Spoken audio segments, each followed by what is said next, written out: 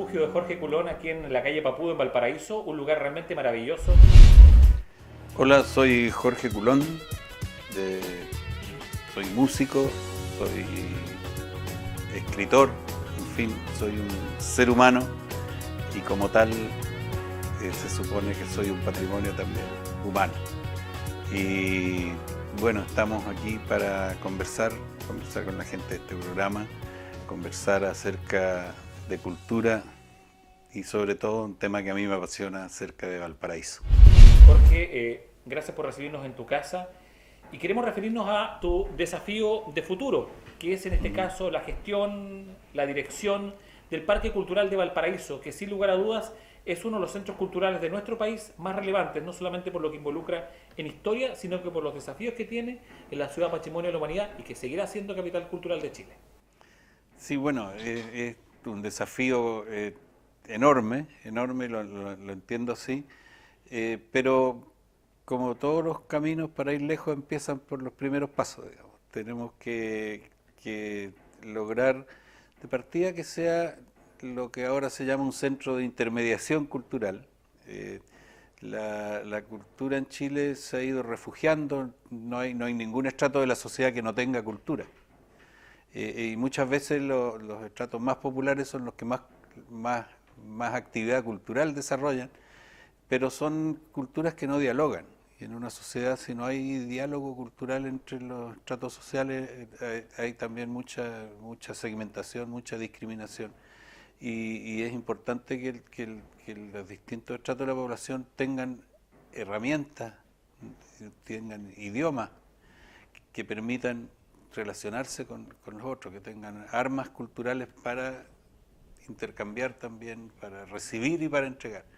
Entonces yo creo que ese es como el primer paso que tenemos que dar con el Centro Cultural en una ciudad como Valparaíso, que al mismo tiempo que es capital cultural y que sin duda es una ciudad muy especial que tenemos los chilenos, patrimonio de la humanidad, pero también es una de las ciudades más pobres de Chile. Ese es un aspecto que no deja de ser menor cuando tú hablas con respecto a estas distintas manifestaciones culturales y la condición social que tiene Valparaíso, que ya lo vamos a abordar. Pero te pregunto yo con respecto a cómo vas a trabajar con los distintos organismos culturales que en algún momento hicieron una presión bastante fuerte para cambios en el modelo de gestión, en el manejo de las situaciones vinculadas precisamente a cómo se hace cultura transversal en Valparaíso. ¿Cómo lo vas a hacer para relacionarte con ellos? Bueno, yo creo yo creo que hay que hacer una combinación, ojalá sabia, de las actividades culturales que existen y identificar, hablamos algo de eso fuera de cámara, identificar, identificar también bolsones de miseria cultural que hay especialmente en la clase media emergente o aspiracional, digamos. Eh, hay, hay que entregar, creo que el parque puede ser un puente entre los cenáculos, digamos, del saber, que son en general las universidades, pero no solo las universidades, y una sociedad que está reclamando cada vez más el acceso a los bienes culturales. Es que hay un tema que me preocupa y que tú nos dices con, podríamos decir, con certeza, y que tiene que ver con estos bolsones culturales, porque ya las universidades, dependiendo de su naturaleza, no están entregando acceso a la cultura, entre comillas, están Sí. solamente entregando procesos formativos para ciertas profesiones. Pero en ese mismo ámbito, por ejemplo, las universidades públicas todavía tratan de defender ciertos bastiones en esta materia. Pero al parecer la tónica en general es no tender hacia esa materia. Como tú, como un agente del mundo cultural, visualiza ese fenómeno, visualiza ese proceso y te preocupas también por eso. Bueno, yo creo que es cierto que las universidades estatales o las universidades tradicionales, llamémoslo así, tienen todavía un concepto de lo que es universidad, digamos, que no son centros formativos, no son institutos profesionales, no son colegios, digamos, donde tú vas a aprender un oficio. Son centros del pensamiento, del intercambio del pensamiento, de la discusión de la realidad, de la discusión de cómo cambiar la realidad nacional, también en un sentido positivo, porque la realidad está Modificándose. siempre modificándose y cambiando, digamos. Ahora, Valparaíso tiene una capacidad instalada intelectual gigantesca, gigantesca, o sea, hay cuatro universidades tradicionales, hay me parece algo así como 50.000 estudiantes, o sea, gente que está en la flor de la edad además y de la inquietud como para ser un fulcro de discusión intelectual acerca del país. Ahora, yo fui estudiante universitario y sé también que uno vive ese mundo de manera muy encapsulada, digamos, de manera muy autorreferente incluso. Eh, entonces, no tiene mucho sentido que exista además un centro cultural que replica ese modelo. O sea, la idea es precisamente integrarlo, coordinarlo, Precisamente una plataforma integrarlo y de... coordinarlo. Yo diría, y quiero ser muy pretencioso en esto. Regresamos a Patrimonio Humano, Jorge, y veamos al tiro este video porque Rosario Salas, que es Ujú. reconocida figura Sí, del mundo claro. musical y de la radio, te hace una pregunta súper importante con respecto a lo que es Inti Illimani. Queremos que tú la veas, por favor, y nos contestes la pregunta que nos hace Rosario. Escuchemos. Jorge, hola. Eh, bueno, lo que te quería decir y preguntar es lo siguiente. Primero hacer una reflexión sobre lo incomprensible y lo triste que resulta para el público en general la separación de los Inti Illimani. Porque ambos grupos son tremendamente buenos, o sea, tienen integrantes tremendamente músicos. Obviamente que yo siento mucho más cercanía con los Inti Illimani de Culón, de todas maneras. Pero el otro día me invitaron a ver un concierto hace mucho tiempo, yo creo que no lo veía, creo que es primera vez que escuchaba un concierto de los Inti Illimani histórico y me di cuenta de la diferencia que había entre ustedes de todas maneras. ¿Eh?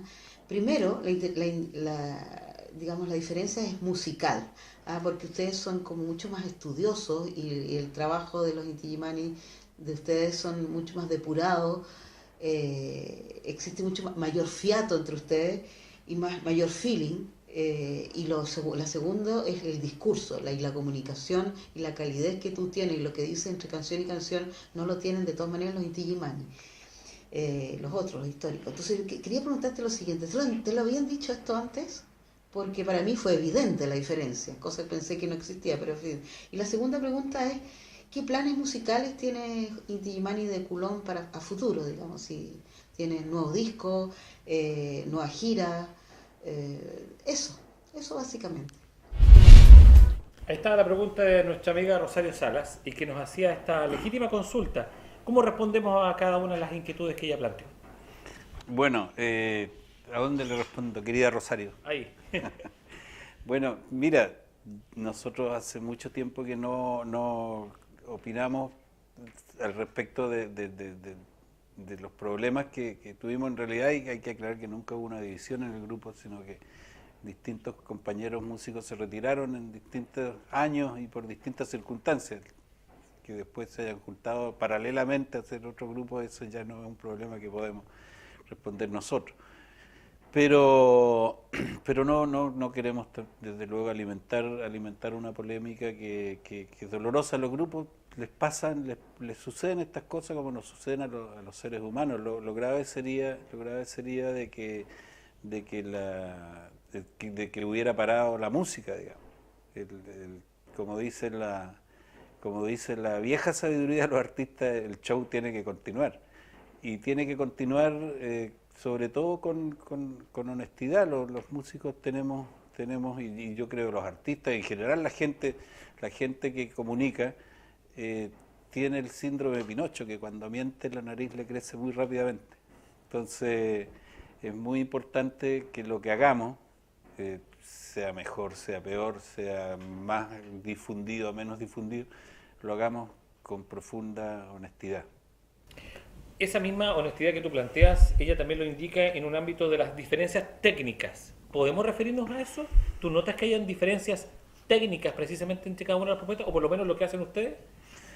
Bueno, yo creo que la Rosario emite una opinión que desde luego Está fundamental la observación, o sea... está muy fundamental, y yo no lo que yo no quisiera es alimentar una polémica que es dañina, digamos. Ella emite una opinión que yo agradezco y desde luego comparto, digamos, pero no. No te quieres meter en esas honduras. Yo creo que no lo hemos hecho. Además hace más o menos 7, 8 años que nosotros no. Han decidido no Claro, manifestarse en torno a lo que pasa al otro lado. sí, porque entendemos también, como la Rosario mismo lo dice, que es una situación dolorosa para la gente, o es una situación tampoco es un drama, digamos. Hay dramas Pero no es nacionales, agradable hay de dramas hablar. nacionales más grandes que ese, digamos. Pero no es agradable de hablar. Sí, no, y no hay para qué agrandarlo, ni ahondarlo, ni echarle leña al fuego. Pero ella también hace una segunda pregunta con respecto a los desafíos de ustedes Los desafíos como agrupación, futuros. los desafíos futuros. Sí, ¿Qué sí, pasa sí. con eso? Presentaciones. Pensar en discos es un poquito raro en el mundo actual cuando Sí. ya los discos no se producen tanto, Sí. pero donde el sustento de la música está en las presentaciones en vivo. Pero Claro. ¿cómo van ustedes avanzando en eso? No, se le sigue llamando disco a pesar de que ya el soporte Físico es casi cualquiera, no existe, digamos. Claro. Pero sí, nosotros son como los frutos de un árbol. No hay grupo, así como no hay pintor que cada tanto no dé un fruto que es un cuadro, digamos, o poeta que no dé un fruto que es un poema.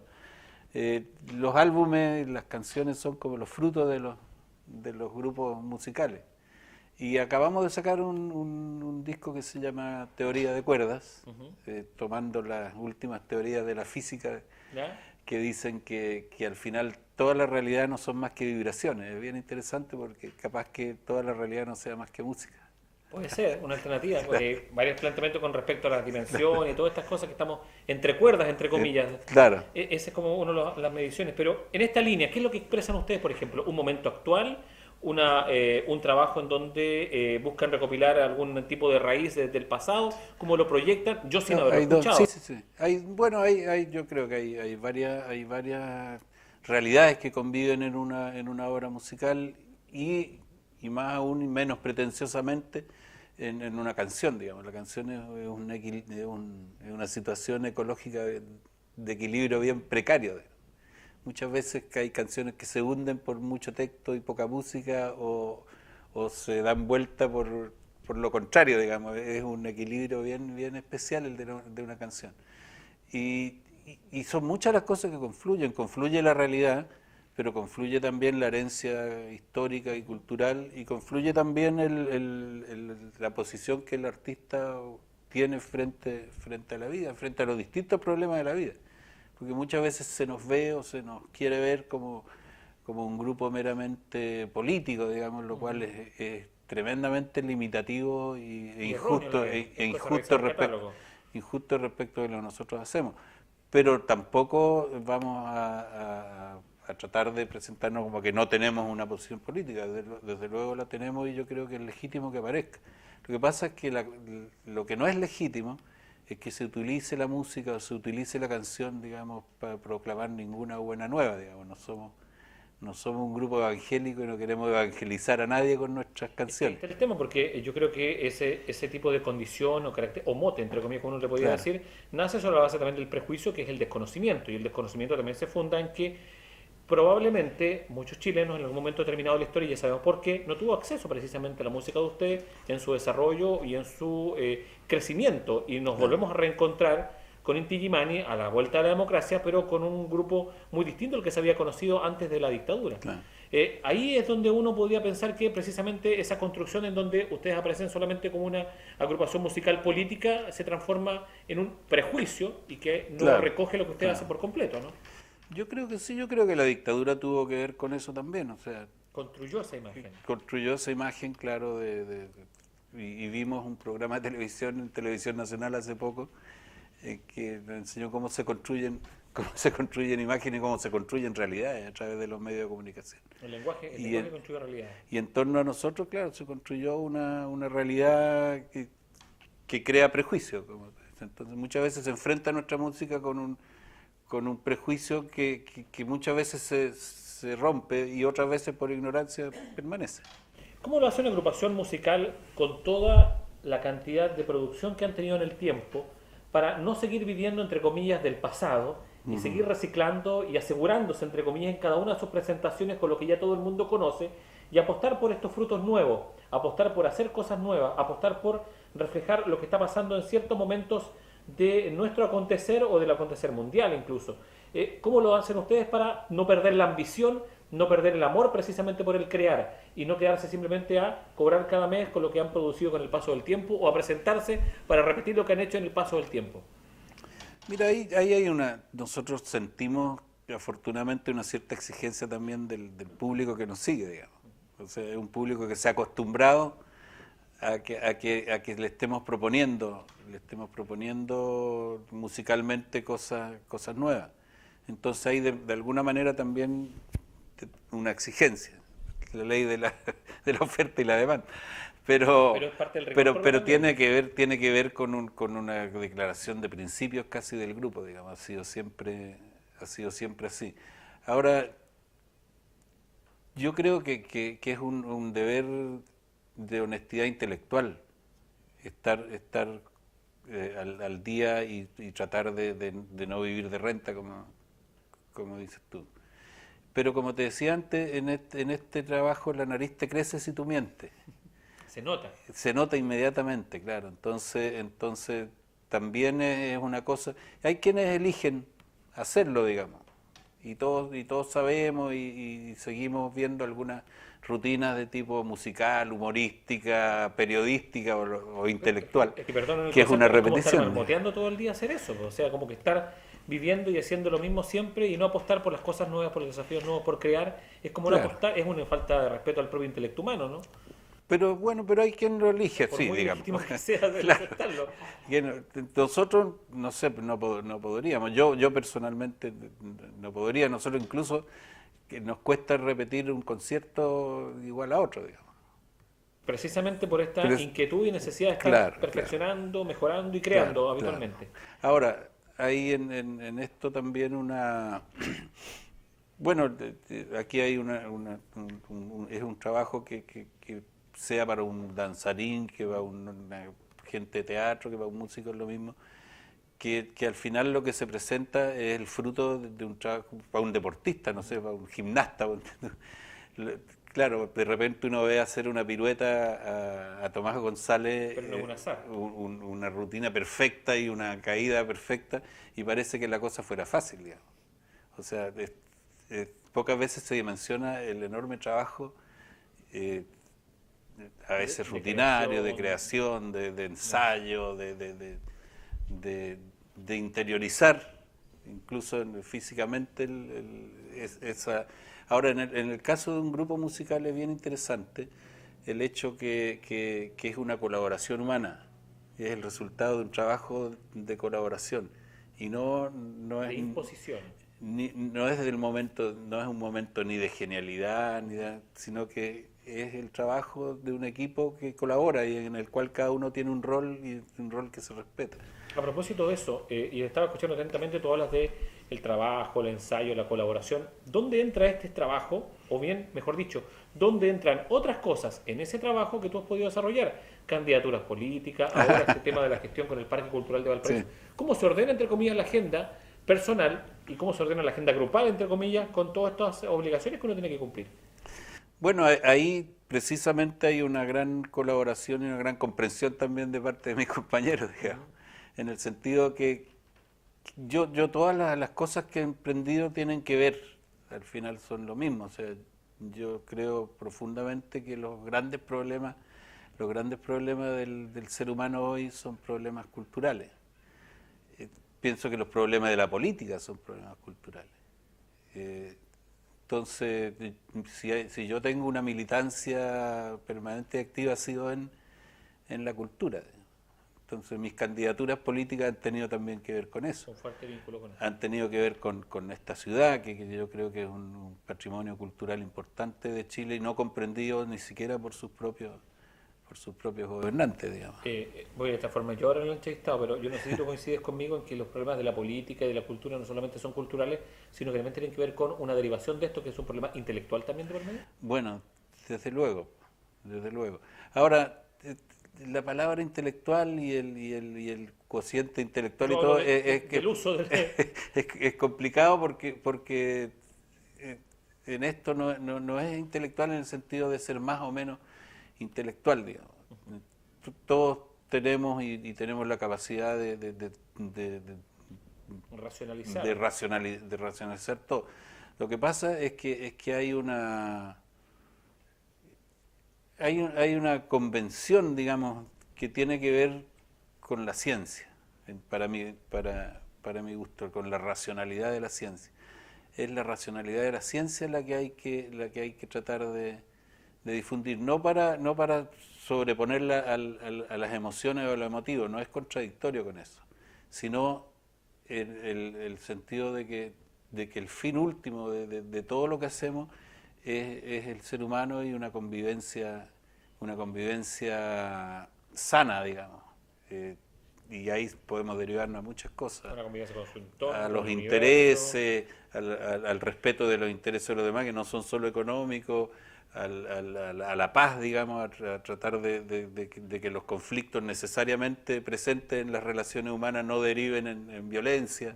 En fin, la cultura regula al final todo eso y lo hace a través del intelecto, desde luego. Es algo que nos falta en general, no solamente en nuestro país, sino Claro. a nivel universal. Vemos Y el conflictos intelecto que hay. se cultiva también. Es que es el tema, que no hay cultivo del intelecto, no hay formación del intelecto, porque claro, tú puedes racionalizar, puedes razonar, puedes pensar, puedes decidir algo, pero en la medida que lo haces con un sustento cultural apropiado, ¿no? Claro. Cuando uno tiene una sociedad que Si- está basada en puros mitos y prejuicios... Si tú piensas que en una empresa racionalizar es echar gente, hay manera de razonar también. Claro, ese es el tema. Claro. Bueno, nosotros vamos a hacer una pausa y ya a la vuelta vamos a revisar la última pregunta que te hicieron y vamos a conversar en otro espacio distinto de este patrimonio humano que significa Jorge Colón aquí en UES Televisión.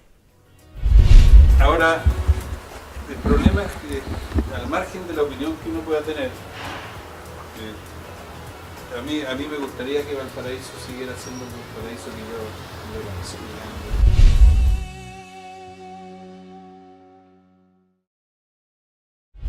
Estamos en el pasaje Galvez, en el Cerro Concepción de Valparaíso, en la tercera parte de este patrimonio humano junto a Jorge Colón, recorriendo tu barrio, entre comillas, que es donde tú tienes tu refugio.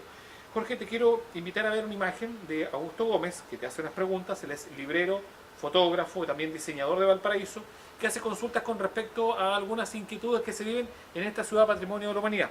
Revisemos el video y luego lo contestamos en detalle. Revisemos.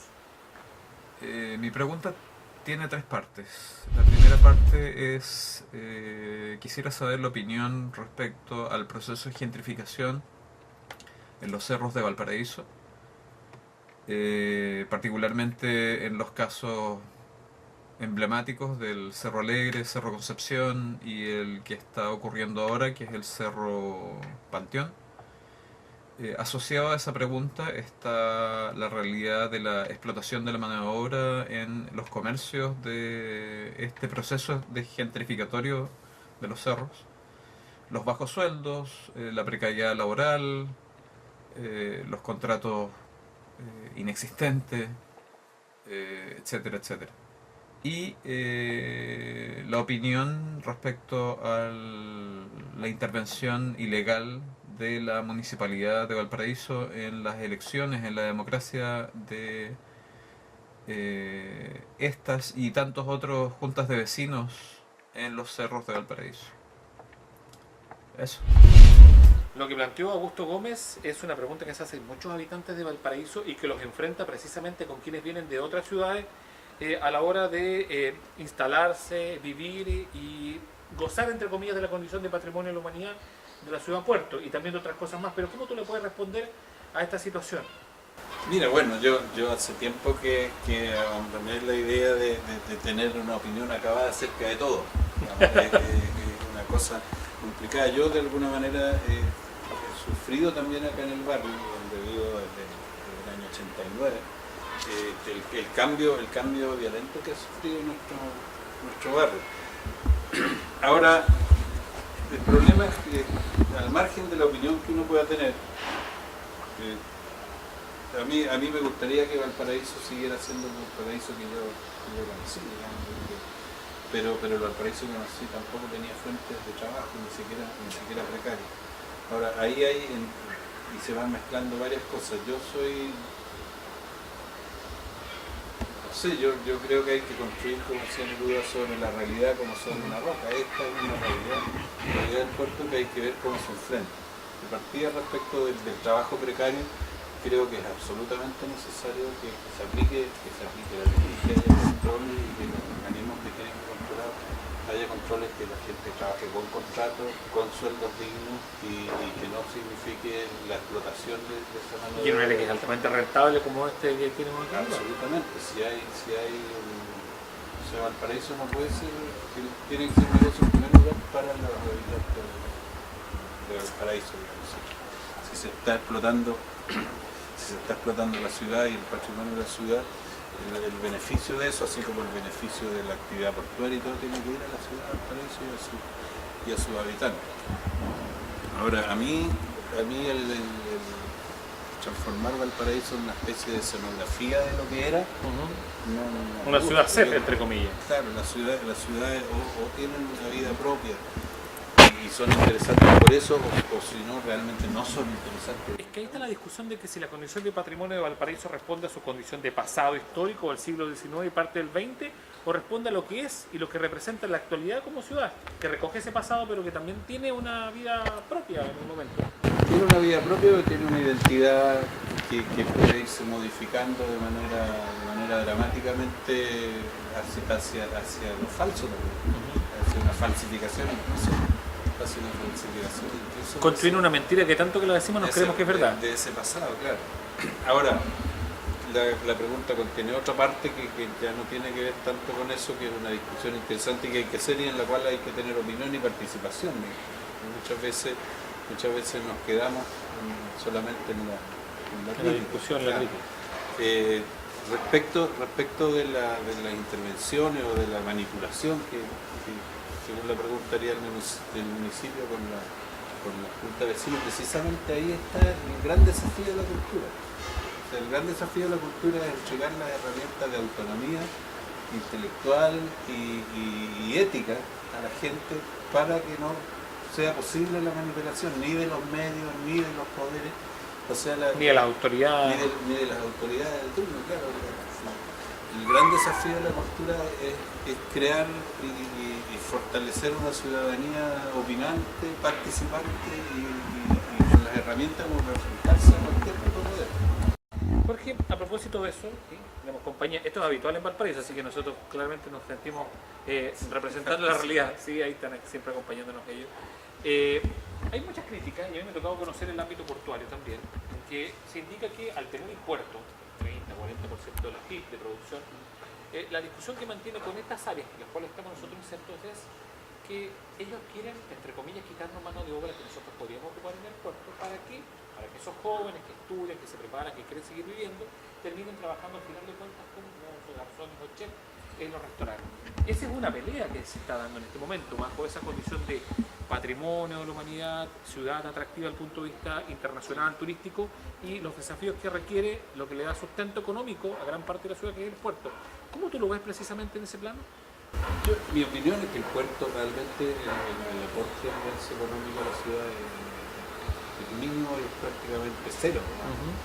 Y eso es una gran cosa. Ahora, el puerto como fuente de trabajo, hace mucho tiempo, ya hace 20, 30 años que dejó de ser una fuente de trabajo, porque donde antes llegaban barcos con 40, 50 tripulantes y que eran descargados 4 o 5 días por los porteños, esa realidad no existe más. No, ahora llegan en horas, 8 o 7 horas. Y con 4 no sé, con 8 o 10 tripulantes altamente especializados que descargan automáticamente o mecánicamente. Y el trabajo que el puerto da a los porteños es mínimo. Y además de las ganancias sí muy grandes que el puerto tiene, no queda ningún peso. Hay una discusión legislativa y es un falso dilema. Ahora yo creo que sea el puerto, sea en los restaurantes, sea lo que sea, la dignidad del trabajo es otro tema, y es otro tema que tiene que ser respetado. En Chile no es respetado y basta darse cuenta de las dificultades gigantescas para hacer una reforma laboral que apenas llega a la decencia. con un mínimo derecho a huelga. Que apenas llega a la decencia, ¿no? O sea, realmente yo sostengo que el daño que la dictadura le hizo a Chile recién lo estamos empezando a dimensionar. Hay algunos que plantean que no son 2 o 3 generaciones, son como 4 o 5 generaciones que se han visto afectadas, porque eran los que estaban en su momento en la conducción de la nación, no solamente autoridades, sino que la gente que estaba empoderada como sociedad, los que vinieron después y que vieron coartada precisamente ese proceso, los que nacieron con, y donde incluso nos anotamos algunos, y los que nacieron del proceso posterior a eso. ¿Cuántas generaciones más vamos a tener que seguir, entre comillas, tratando de liberarnos de las cargas negativas que dejó ese proceso en nuestra historia? Esa es una pregunta. Muchas veces la historia tiene momentos de aceleración inesperado, digamos. Pero nunca los procesos son espontáneos. Siempre tienen un por ejemplo, el triunfo de Allende, la Unidad Popular, fue el resultado de un largo proceso que duró prácticamente 70 años. Y tal vez que se más. fue construyendo precisamente fue el escenario para. Que se fue construyendo, claro, y se fueron construyendo las interacciones y la construcción cultural que eso significó. Tuvo entre un siglo y 70 años, porque desde la gran crisis anterior que tuvimos fue la crisis del 91, en que también, una vez más, Los poderes de fácticos. alguna manera los poderes fácticos impusieron un comienzo prácticamente desde cero.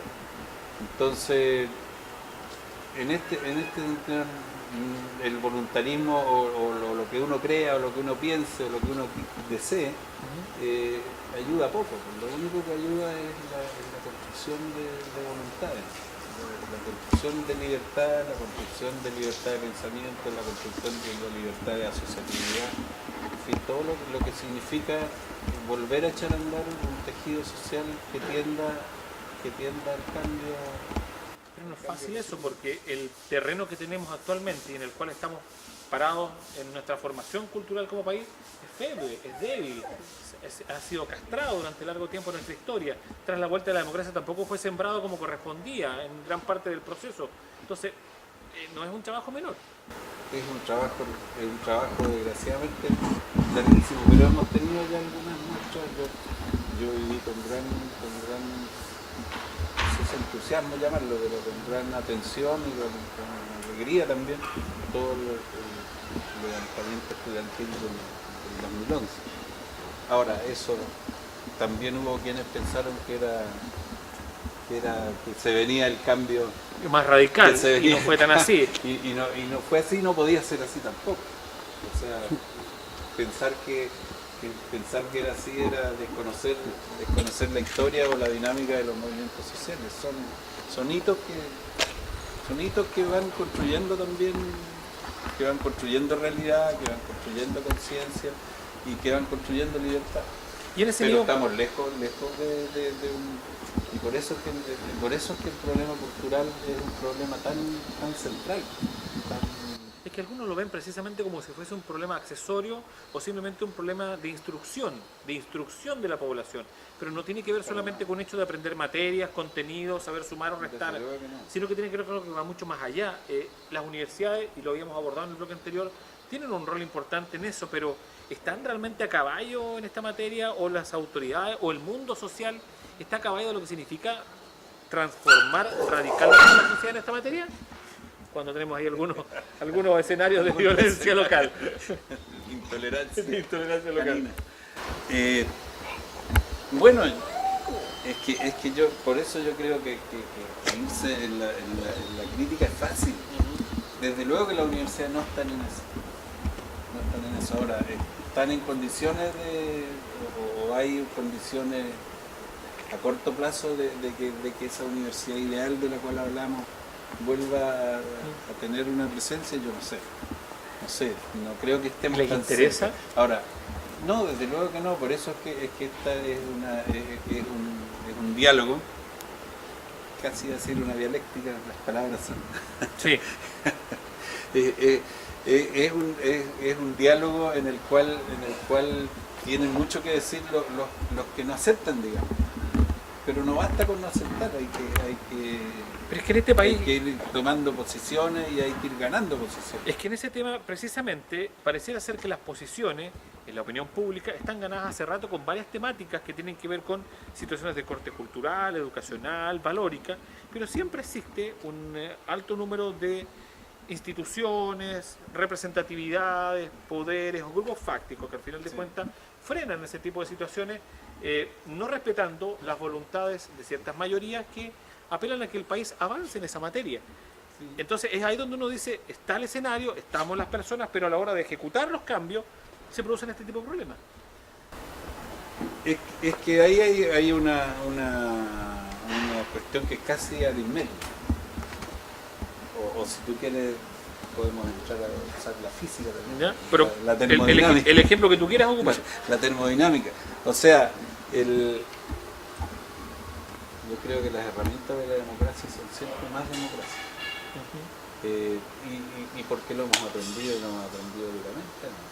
O sea, el escenario ideal de los poderes fácticos es que se le opongan otros poderes fácticos. Porque se robustecen. Claro, porque se robustecen y para eso están súper entrenados. Para los que no están entrenados es para una ciudadanía activa y consciente. La idea es permear, disolver, influir, modificar. Entregar herramientas, entregar herramientas y entregar el poder a la gente, sin miedo. Es que pareciera ser tan sencilla esa frase, pero para algunos tan revolucionaria al final de cuentas. Si al final de cuentas lo que uno tiene en un gobierno de un Estado es entregar el poder a las personas, pero eso pareciera que no se representa definitivamente. No, desde luego que no, porque lo que menos se quiere, o sea, no creo que los dueños de la AFP quieran que la gente decida sobre qué pensión o qué sistema de pensiones tener. Y ahí hay muchísimo poder. Hay mucho dinero también. Sí, bueno, el dinero es solamente una medida de poder. De medición, una expresión de poder. Y así tanto con otras cosas más. Pero, claro, darle el poder a las personas, darle el poder a la gente, pareciera ser sencillo, simple, ideal, pero en un país en donde nuestra historia, y lo habíamos revisado anteriormente, no está acostumbrada a enfrentar este tipo de situaciones en donde quienes toman la batuta en la conducción de los temas nacionales son las personas, la sociedad, y no quienes habitualmente llevan los hilos de ella. ¿Cómo se cambia? ¿Cómo llegamos a girar hacia esa dirección? Es que ahí ya entramos de repente en el peligro de la fraseología, por eso yo creo que es un trabajo de hormiga que hay que hacer. Porque hay herramientas políticas, sí, técnicas, incluso pero hasta... hay herramientas culturales. También hay herramientas culturales. O sea, sí, yo creo en ellas, digamos. Creo que las herramientas son culturales. Y ahí es donde realmente uno transmite poder, le transmite el poder a la gente cuando la empodera culturalmente. Y no solamente en términos de organización funcional. O sea, la verdadera independencia es la independencia cultural, cuando uno tiene los elementos de juicio para hacerse su propia opinión y tener el derecho y la decisión de expresarlo. De esta forma, vamos a cerrar este diálogo con Jorge Coulon, que ha sido un diálogo nutritivo, podríamos decir, desde el punto de vista de escuchar, aprender y lo que significa precisamente este programa que es Patrimonio Humano, en donde conocemos en profundidad a quienes nos dan fuerza a nuestro país desde las ideas, desde la acción, desde la cultura, de tantos ambientes que tienen que ver con nuestro necesario desarrollo nacional, que es ese desarrollo que está vinculado a las personas y no a esto que es el dinero. Jorge, muchas gracias por el tiempo que nos has dispuesto y por permitirnos este privilegio de caminar por las calles del Paraíso contigo. Bueno, muchas gracias y el patrimonio humano son ustedes. Gracias.